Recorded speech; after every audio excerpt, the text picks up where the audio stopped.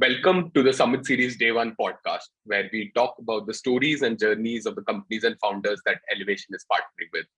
I'm Chirag and I focus on consumer brands at Elevation. And our guest for today's episode is Minu, who is the founder and CEO of Bliss Club. Thanks a lot, Minu, for joining us today. And I couldn't be more excited to have you as the guest for my first episode of this podcast. No, I'm super excited, Chirag. Thank you for having me. Awesome. Minu, before we dive into Bliss Club, I'll just take a minute to give our listeners a quick overview of what the company is and how we at Elevation partnered with you.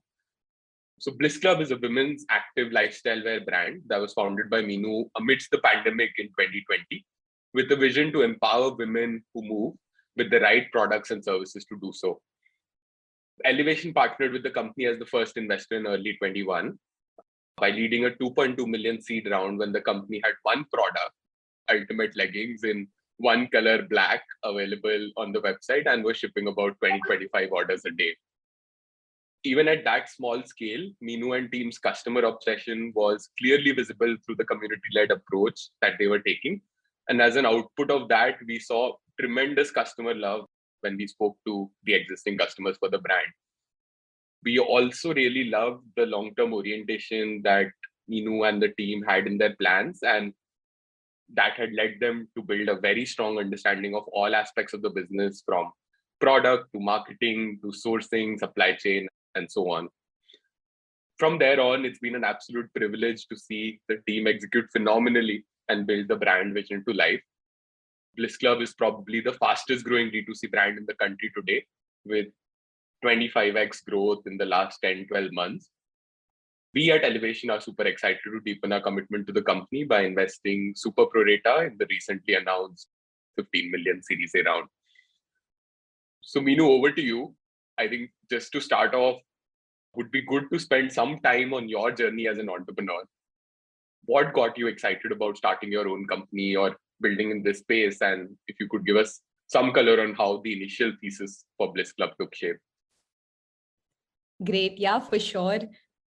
I think I've always had the itch to start up. In fact, have tried a couple of things fresh out of college as a young 22-year-old, and one of it failed to take off itself and the other one failed miserably.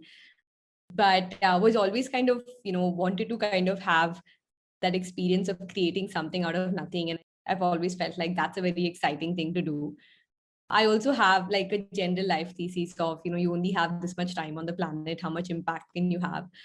And felt like, entrepreneurship helps you kind of take that impact and do as much as you can and, build out for it. So yeah, I was very convinced that I wanted to start up. This is back in 2019, 2 years after B school. Didn't know what I wanted to do. But, went down the same route of having an Excel sheets with problem statements mentioned. So had 3 problem statements that I was looking at. And, and just these are problems that I personally faced.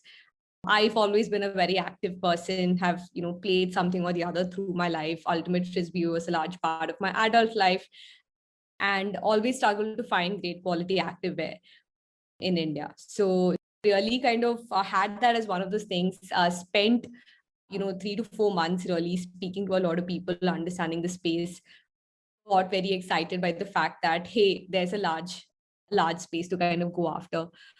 And that's kind of how I decided to kind of take the plunge with Bliss Club. That's very interesting, Minu. So it's a mix of both, top-down problem hunting and sort of finding a personal pain point. And I think both of them combining sort of created magic in our case. But, as you sort of went down this path, one of the very interesting things, at least we saw in the early days, was you were also not trying to force fit your thesis, but there was a lot of, intellectual honesty with which you approach the problem. So a lot of experiments, small experiments that you and the team ran to validate the need for what we were doing at Bliss Club. So can you walk us through some of those periods, pre-seed round, when you started to dabble with the problem? What were some of the experiments you did, and how did that change your conviction on this being the right thing to spend time on? Yeah, no, for sure. I think I think earlier on I did get some good advice, right? And one of the advice that I got while I was thinking about quitting my job and starting up was that don't be married to a problem, which is that list down your problems, but don't go so deep into it that you won't be able to get out if you realize that, hey, this is probably not going anywhere, right? And I actually had only one limiting factor that I put on myself, saying that, hey, whichever space I'm building in, it needs to be large enough to have, like a big enough impact in the world. If not, it's not worth all the time, effort, blood, and sweat that it takes to start up. And I have seen it up close, right? So I think that is really important, that you don't get married to the problem, but you have problems, because that's the only way you're able to see something deep enough that maybe what no one else is seeing. And maybe, fitness apparel and issues, and that was something that was pretty close to me, given the fact that I was more closer to the problem than maybe other folks.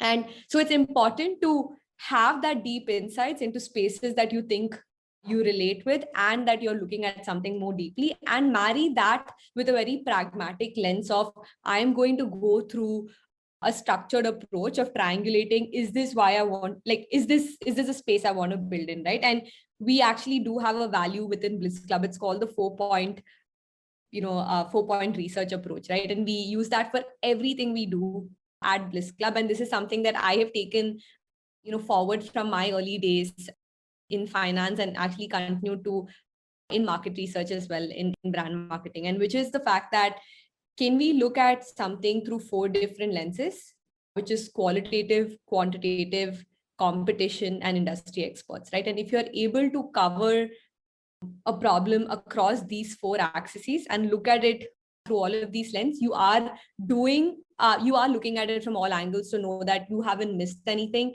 and you're not kind of biased through just hearing something, right? Which is, the first thing is really doing a qualitative, which is just, talking to a lot of people. And that's kind of what I did earlier on in the journey of Bliss Club. While thinking about the idea, this is even before we started, I would just speak to a lot of people. Most of the women were from my ultimate community. I would go outside of cult, stalk people, and then just catch them and say, can we chat about what you're wearing and the problems that you're having? And just really like 50, 60 women who I would have maybe an hour long conversations, right? And through that, you are kind of looking at, okay, I had this issue. Do other people also have these issues? And you're kind of able to generate 5, 6 larger hypotheses in terms of why this issue exists. You can now take this, and that's exactly what we did, and then kind of do research into it, which is quant, which is, here you have generated some hypothesis, and now you're validating it with data. And a really interesting way of what we could do earlier on in the journey is, at that time we did have a community going. We were building a community of Bliss Club, which is an IG page and WhatsApp groups that we had at that time.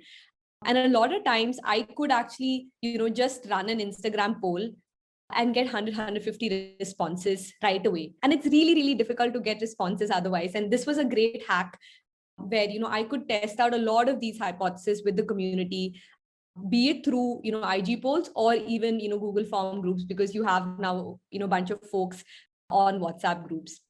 So that was your quant and qual. And then, just with competition, I think I would have, ordered around, 50 to 100 samples from Myntra of all sorts of products that are out there in the market, right? And it really gives you a very tangible way of seeing, what is it that other people are doing that you can do, 10x better. So really kind of that. And then speaking to people. So I'd spoken to a lot of people in Nike, in Puma, category managers, seniors from ISB, who could kind of tell me what's the insider there, how are they thinking, why are they not building, right? Because it seemed very obvious that people are not building for women, but for women. And why is that was a big problem, that it was a big question mark that I had to solve for myself before I decided to get into it. And then the last bit, which I think is the most important bit, which I don't think a lot of people do enough, and that's something that we talk about at Bliss Club as well. We don't need to learn everything ourselves, right? There are people who have done this for so many years. We are solving for a problem that maybe other people have built very, built in very ancillary spaces as well. Why are we not just speaking to them and learning from them? Because that makes your learning curve kind of go through the roof. And I think I've been so lucky to get connected to a lot of people in this space been able to have long chats with people who've, been in the industry for 20, 30 years. I didn't have any apparel background myself, right? So my learning of what does it mean to build apparel or, technical apparel, functional apparel started with not even knowing how a factory looks like to actually now going to a very, deep level of understanding of filament and yarn and width of filament and all of that stuff. So I feel learning from like industry competition qual and quant and marrying this to solve any problem we have, anything that we do even now, we try to use this framework, and I think it's worked really brilliantly. And I've actually gone down solving for 3 different problems that I had listed down with this approach. And I think it at some point in time you do hit those bottlenecks saying that, hey, I'm looking at these research reports, this doesn't make any sense, the numbers don't match, the problem can't be big enough. Or you think about, hey, I have this big problem, but it doesn't seem like 10 other women have the same problem, so is this even worth going deep into? But I think the balance of not being married to a problem and at the same time looking at it very just in from 4 different lens helps kind of understand where you want to go deep into, and that's kind of what we did. Awesome. No, that is very, very interesting. And I think like having this structure and framework in place can help avoid a lot of mistakes that you would otherwise make with just pure emotion and excitement about building something, right? So I completely resonate with the importance of this. Just going a bit deeper, Minu, on the first 2 points, which is the qualitative and quant parts of it. I think really what you mentioned is also, the crux of why we like D2C brands. The reason that you can do these polls on Instagram, run experiments on WhatsApp, and, customer feedback is just a few seconds or clicks away is what makes a lot of new age companies very, very agile and differentiated in their approach versus incumbents in any category. Yeah. And there has also been a lot of talk recently about content to commerce and having a strong community or a cult behind the brand, and especially more so in this world of rising CACs on digital channels.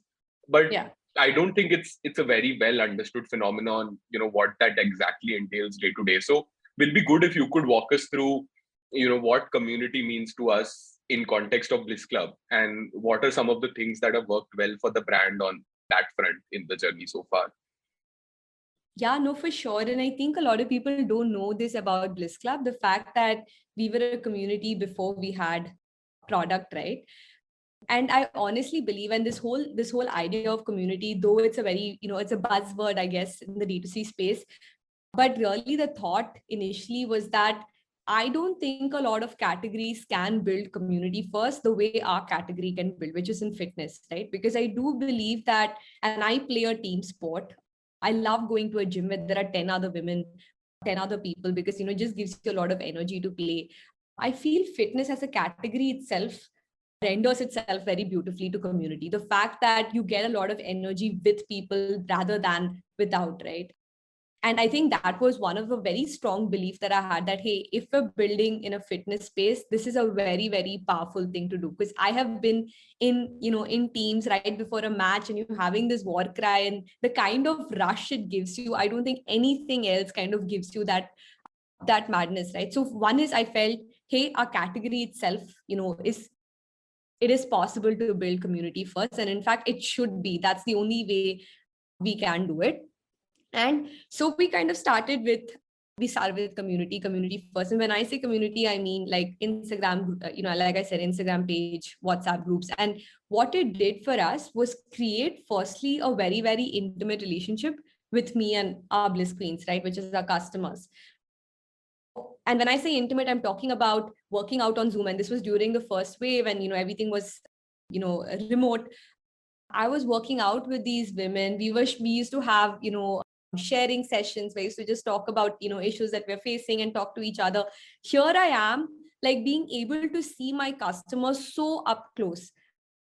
And I think that's such a powerful proposition, because you're able to now see who you're building for much more deeply and closer than anyone else who's kind of not looking at it from the same lens, right? So I think the first 6 months, I knew everyone who was part of the community. We used to be part of Zoom. We used to be part of these sessions, and we used to be able to get to know. So I think one, in terms of product building itself, it's so powerful to have those deep insights with these with your customers, to be able to work out with them, to be able to get feedback from them proactively as well. So I think just in terms of product building, I think it's really powerful. And we continue that playbook into then saying that, hey, there is a commerce transaction that you have with the customer, which is when they come and buy something from your website. But why should it end there? Why can't we extend that interaction? Why can't we extend that relationship with your customer into actually then fitness, and then working out with people, and then working out with them on Zoom, meeting them offline, sharing sessions, chatting about, how painful period pain is and how do you manage it. I think it's extended the relationship beyond that, 10 minutes of transaction on your website, which then becomes really powerful. And we've seen that in Bliss Club, right? And when we say community, we actually mean like WhatsApp groups, Facebook groups, Instagram groups, which then translates to, 21 days of Bliss fitness challenges. We have, weekly Zoom classes, nutrition chats, and all of these like conversations that we're having. And I think that has translated to knowing that these customers and these Bliss Queens now know Bliss Club so much more deeply than anyone else, even in terms of like engagement numbers. And it's been a great engagement lever for us in terms of our average order value, in terms of our, ECRs. We've seen it much more stronger and much better, even in terms of numbers with community as compared to non-community members. So that's kind of what our world of community has done for us. No, that is super interesting. And I think like for me, like the biggest takeaway is one, like it's not just, way to learn what people want and build accordingly. But I think in this environment, it's also a very good way to gate crash trust building. Because if you're talking to the customer about, things broader than the transaction, there's much higher likelihood that they believe in you and relate to what you're doing and understand where you're coming from. And I think the other thing which I also find very interesting is that, this was not something that Bliss Club did just on day one. Even as you've continued to scale the company, these things have sustained and scaled. And even today, I think there is a lot of focus on the community initiatives. I remember you mentioning and being excited about 100K followers on Instagram recently. So I'm pretty 100%. And I think one thing that I want to add there is, like, I think people look at community in different ways, right? A lot of times communities for some folks is just like WhatsApp groups where you have an admin only post. Community also means you're holding yourself accountable to much more, accountable to hearing a lot of feedback that you maybe, it doesn't suit you, where you have right. customers saying that, hey, this does not work for me, this is not right, can you change this? But and a lot of times this is being discussed publicly as well. But being able to be really honest to the business and honest to the problem that you're solving and saying, hey, this is valid feedback, we're going to take it and we're going to go back to the drawing board and be able to work towards it, right? And community needs to be a two-way conversation. It can't be an admin only WhatsApp group where you are just posting stuff and hoping that people are taking it that way. You are putting yourself to be more vulnerable as well.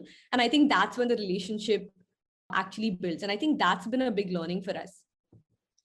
Makes sense. So super interesting. I think just switching gears a bit, Minu, I think one of the, like, just like community, I think one of the other dimensions where we've done extremely well is just, on team building. I don't think there are a lot of, D2C consumer brand businesses at similar stage who have the quality of team that we have. So can you walk us through a little bit on, how you went about building this rockstar team at Bliss Club? What have been your learnings on doing this? And now with the benefit of hindsight, would you do something differently as compared to what you have done? Yeah, no, firstly, thank you, Chirag. Rockstar team it is. I think, we have the most fun team and like really the most energized team that I could have ever asked for or thought of. And like, we're all like just supremely focused on what we're building and have a lot of fun in the journey as well, right? And that's kind of been the culture of Bliss Club. But I think some things that worked really well, and like probably not specifically by design, but it just happened, like practically just felt this is the right way to do it and no other way. I think the fact that I had spent a lot of time earlier on in the journey and maybe front loaded efforts to hiring the leaders before I hired the rest of the team, right? And it's obviously so much more easier to hire, mid managers, to hire managers, and then just say, okay, take this problem and start solving for it. But I think one thing that has worked really well for us is to kind of have, the leadership team kind of built earlier on. So front loading my efforts to hire those, one or two, three leaders who then could go and build their own team out, which means that they are now structuring their work better. They have better buy-in of the people that they're working with. They can also choose and build out their org very differently than force fitting, folks who are already working into leaders who would come in, right? And I think that has been really powerful for us, because we had three leaders who joined us earlier on in the journey, and they've just gone and built like rockstar teams under them, right? And I think that's been really, really powerful. I think the second thing is honestly some learnings, and maybe something that I also learned is there are always some roles which are borderline ambiguous, which maybe you don't have enough, visibility about, or don't know who's the exact person, what are the magical ingredients that come together to make someone really execute great on this role. And I think I have made some mistakes earlier on in the journey, and I think one big learning from that is if you don't understand who you're hiring, play that role yourself. Like, so I am playing a role which I've not been able to hire for, and it's been such a great learning for me to understand that this is the kind of person I need, this and not this and not this, and being able to actually play that, be in the trenches, understand what are the issues, what kind of thought process does this person have, does this person need to have a parallel background, not, can this be navigated without it. I think it really helps you kind of define who you want better, and once you know that, you're then able to go all out and just find that person instead of kind of just searching in the dark. So that was two things. And I think the third thing, and maybe not with team hiring but team structuring, and maybe I've spent a lot of time in the last last year, last 12 months, not only hiring like obviously great talent, but also figuring out what is the right structure to build through, right? And I feel a lot of times it's ignored, and it's not kind of looked, or spent enough time is not spent on it, right? And like a good example of it was on our marketing side. We had growth and brand, two separate teams working independently. The objective was, okay, we need to ace our performance marketing game in the next 12 months. What happened is there was just such a pull in two different directions in terms of ways of working, in terms of you know OKRs and everything, that it just wasn't marrying together. We then kind of restructure the entire team. We have pod structures now. We have growth and brand come together, forming different pods for different objectives we have on the marketing side. And we've been able to just fire through, like power through a lot of things that we want, because now you have like minds just focusing on one problem and working towards it, not getting diverted, not being pulled into different directions. And I think like just working on just changing that, and it was literally an overnight change which just absolutely changed the game in the way Bliss Club kind of operated after that. So I think like focusing on org structure, knowing that you need to build in the right redundancy where required, the right structure where required, I think is really, really powerful. And that's something that now I start spending a lot more time on as well. Awesome. No, thanks a lot, Minu, for sharing those. And I think we meet a lot of companies in the consumer brand space, and I'm pretty sure, all of these 3 points that you mentioned will help early stage founders in building the right team. And the benefits of that will just keep compounding, right? So it's one of those topics where everyone should be spending disproportionate time, because if you build that team right, it pays dividends for a much, much longer period. So thanks a lot for those pointers. I think it's phenomenal to see how we've come so far in about a year or so, and even more considering the fact that the last year has not been easy. There have been so many COVID related disruptions just in terms of the way the company works. Stepping back and on a more personal note, were there any periods in this journey where the company struggled, or as a founder you encountered periods of self doubt? I think it would be interesting to spend some time on those, like what those instances were and how did you personally overcome them. Yeah, no, for sure. I 100% think that there were many, many occasions. But I mean, it's really funny, but I quit my job November 19. December 19, the whole world started going upside down, right? So we have only seen disruptions, we have only seen madness follow through. We work around wave one, wave two, wave three, wave four, preponing shoots, changing up operations, figuring out our world around the madness that's happening in the world. I think I remember earlier on in the journey, as soon as I decided to start thinking about Bliss Club, start operating in building Bliss Club, we were in our first wave shutdown, which happened for 2-3 months. And, at that time, there was literally nothing that I could do. And a lot of times I'm like, the 1 year in my 30 years of my life that I've decided to do this, everything's looking crazy.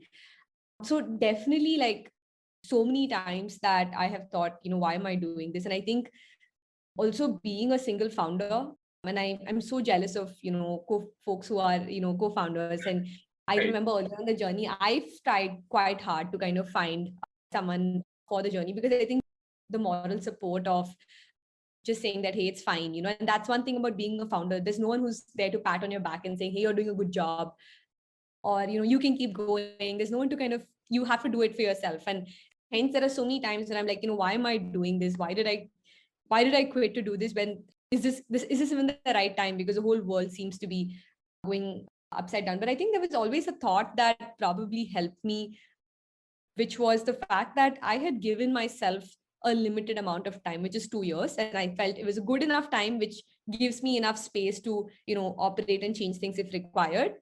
And at the same time, it's a very tangible end state, a very tangible deadline beyond which I said, if in 2 years I'm not able to figure out my life and I haven't created something which is chugging at a certain pace and level, then I'm just going to go back and go back to a job, or go back and figure out what else I should do with my life.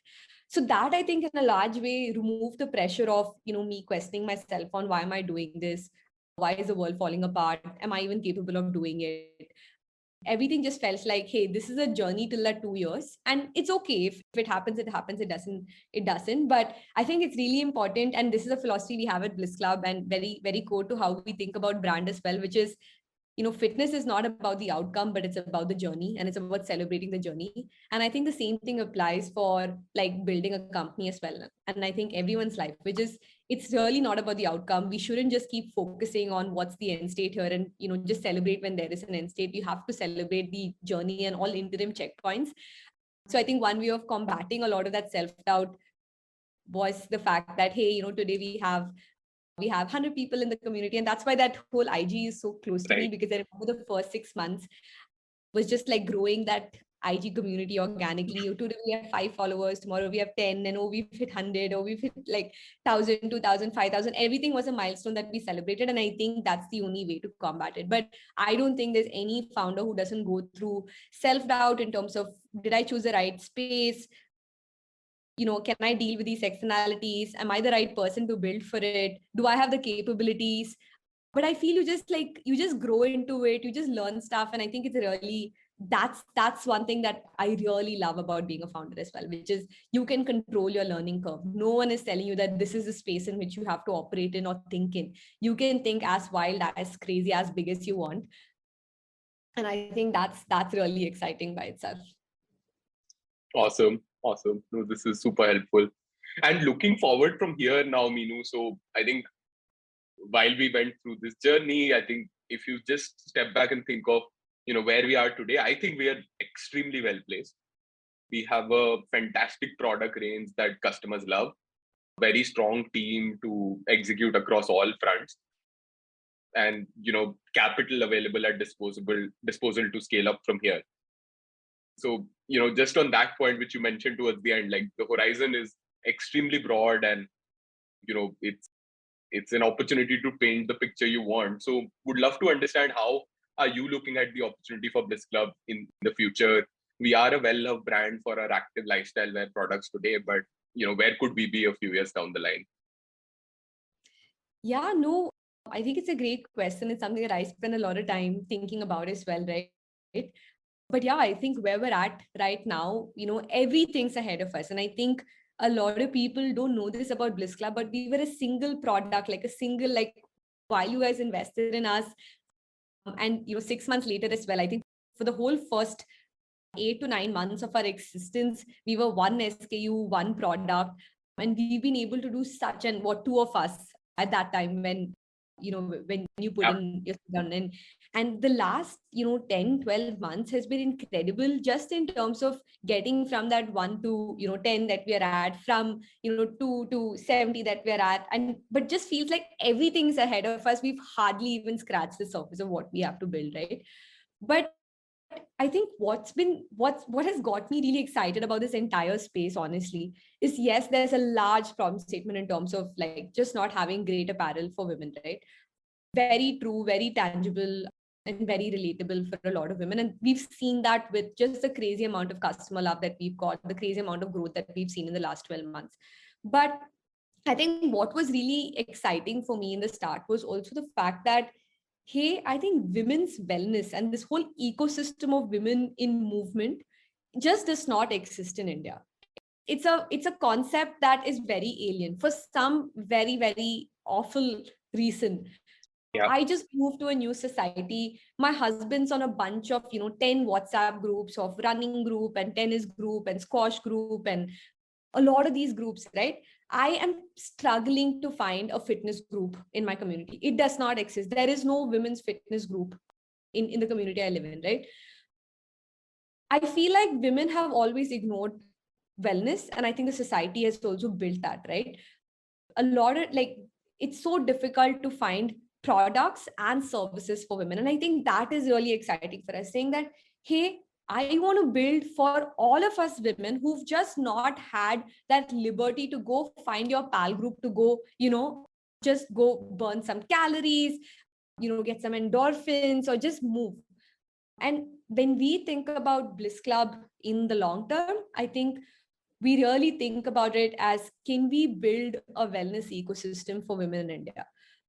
Products and services, and products and beyond it. And I think within products itself, there's such a wide range of things to kind of go after, because no one's been looking at the space, and it's a complete virgin space that exists. And while we get to know our consumers deeper and deeper, and I think that's the beauty of being able to start at a point, being able to get inroads into a consumer's mind, and then understanding what are the other 100 problems that this person has and how can I solve for it. And I think that's how we think about the future of Bliss Club, right? Products, being wide in terms of products or even services, but building a wellness ecosystem for women in India, which is, if they want to move, if we want to move, we have a space to go to, and we have someone who's enabling us to do that. And I think, movement and wellness is such a large part of our lives, and it should be a larger part of our lives, which I think a lot of us ignore. And if we can play a role in a woman's journey of happiness, which we feel is a large counterproduct of movement and wellness, then I think that's such a noble cause to kind of go after. So yeah, I think that is how we think about like the future of Bliss Club. awesome. No, thanks a lot, Minu, for sharing that. And I think every time I hear about this, I feel more and more excited about the future. So, amen and Godspeed to all the things that you are imagining for the brand. I think with that, I must thank you again for taking time out for our chat today and joining us on the Day One podcast. It has been a pleasure and absolute privilege for me and all of us at Elevation to partner with you in this amazing journey. I have personally learned a lot from this, and wish you all the best for the journey ahead. Thank you so much for having me, Chirag. And honestly, I have been such a vocal champion of the journey that I have had with Elevation, right? But I don't think I could have found better partners at the stage at which which you guys kind of came in. All the help that you have kind of given me, and like just not having anyone, two of us in the team, to what we are at right now, and all the help, and more importantly, all the respect of kind of just celebrating the journey with us has been great. And super, super happy that you decided to put your trust in us. And I'm so excited about what we can build in the future as well.